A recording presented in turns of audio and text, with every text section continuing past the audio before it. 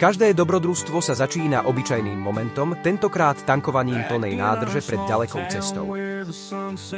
Rozlúčili sme sa s Vysokými Tatrami, aj so Spišským hradom. Cesta nás viedla cez Branisko, symbolickým vstupom do ďalších kilometrov neznáma. Po prejazde Slovenskom prichádzame na hranice a vstupujeme do Maďarska. Cesta pokračuje ďalej na juh a pred nami je ešte dlhý deň. Preto si robíme krátku prestávku na jedlo, aby sme nabrali nové sily. Aj takéto malé momenty patria k dobrodružstvu. Po dlhých kilometroch cez Slovensko a Maďarsko prechádzame hranice s Rumunskom. Naším prvým cieľom je mesto Satu Mare, kde navštevujeme múzeum automobilky Dacia. Jedná sa o prvé súkromné múzeum v Rumunsku venované výhradne tejto značke. Múzeum je symbolické pre Rumunsko a dokumentuje automobilovú históriu, nostalgiu, techniku a kultúru spojenú so značkou Dacia. Vystavujú tu asi 11 vozidel značky Dacia, vrátane modelov Dacia 1100, 1300, 1310, Logan limitovanú edíciu z roku 2015.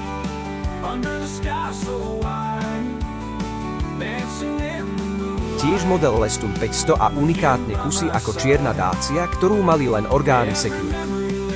Investícia prevádzkovateľa Benjamina Chyra presiahla 1 000 000 rumúnskych lei.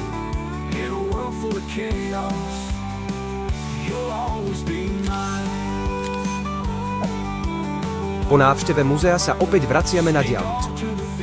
Pred nami sú dlhé rovné úseky, hladký asfalt a krásny pocit voľnosti. Tam si to už len užívaš, dobrá hudba, klíma a kilometre ubiehajú akoby nič. Samozrejme, že hľadáme miesto, kde by sme sa mohli najesť, ale motoristov nie je. Tak sme trošku poblúdili po dedinkách a našli nejakú pizzeriu. Jedlo bolo také tradičné, vysmážané, ale ku všetkému tu dávajú bochníky chleba.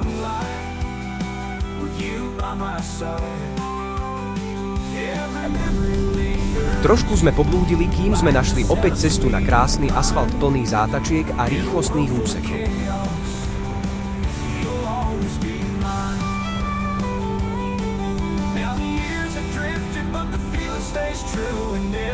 Počase nás však monotónna diaľnica začala trochu nudiť a vtedy prišlo na rad naše blbúce. Smiech, vzájomné podpichovanie a radosť z toho, že máme pred sebou nekonečnú cestu, spravili z obyčajnej jazdy dobrodružstvo. Keď sa začalo stmievať, začali sme riešiť, kde zakotvíme na noc. Pozerali sme z auta do krajiny a hľadali miesto, ktoré by bolo pokojné, trochu ukryté a blízko prírody. Z diaľnice sme odbočili na menšiu cestu, ktorá nás zaviedla k lovu.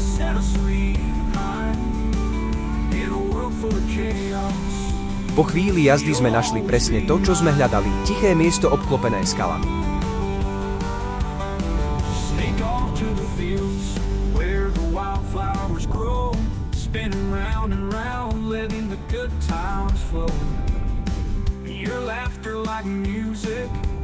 Toto nepotrebuje žiadny komentár, kto má strešný stan, ten vie, ako dlho trvá nájsť to správne miesto na spanie.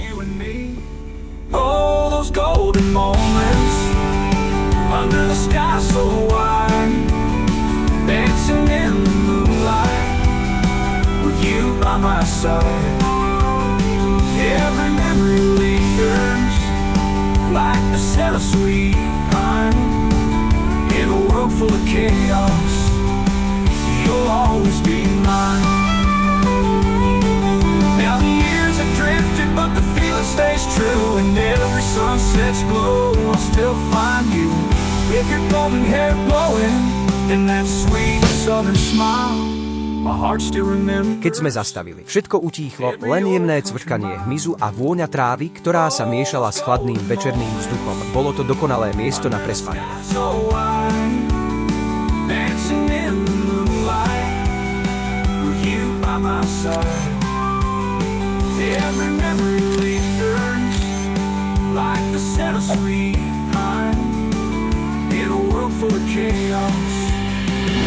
Tu bude pekne ráno, jak bude vychádzať.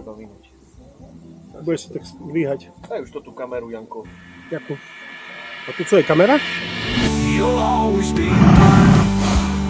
So let's sit on the porch As the night starts to fall, with the stars as our blanket and love through it all. In a small town forever where our hearts intertwine, I hold on to those golden moments, 'cause baby, you're mine.